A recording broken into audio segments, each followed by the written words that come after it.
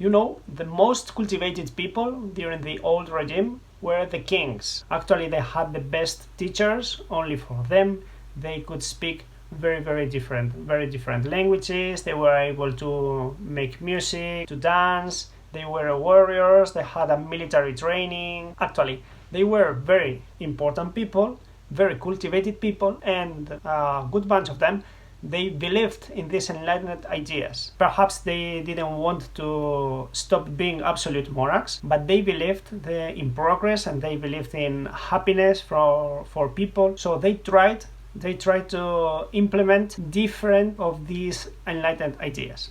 So we are going to see different kings who used these enlightened ideas, and then they created this so-called Enlightened despotism. Despotism in Spanish, despotismo, we say is someone who has the absolute power and decides everything. In this case, these enlightened despots, enlightened kings, they believed in do good things for people, but according to their own opinion.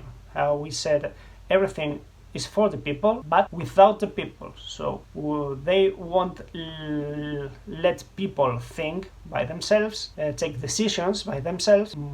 Instead, the kings will decide everything, but thinking of people. So that's important too. So here you can see different examples of the most important enlightened kings from this period, 18th century. In Russia, Catherine II or Carlos III of Spain, that was very important here. Austria, Prussia, all of them were kings interested in making lives better, but population lives. These monarchs, they had the idea of progress, and they thought this progress will make their states to work more efficiently.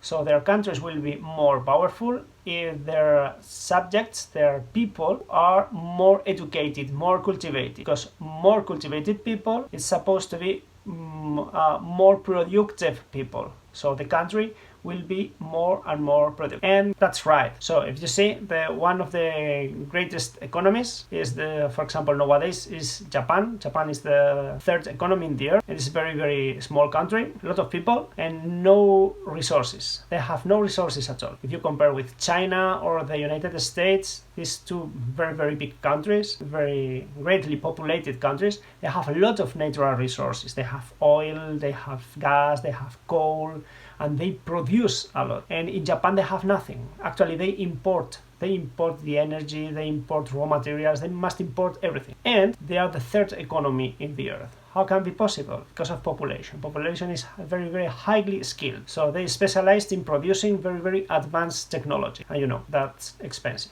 It happens exactly the same in Europe. In Europe, the first economy is Germany, and is one of the most populated countries too. But Germany is specialized in high technology, automobile technology, chemistry technology. That means if the most cultivated people start producing, their products will be more valuable than others. Now we are going to see the ideas the kings started to reform and to improve the economy of their country. So they will start economic reforms, and for that they will decrease the influence of the church, because the church is, of course, is very conservative, and that means it's not aiming for the progress of society, and that's against the kings, these enlightened kings' ideas.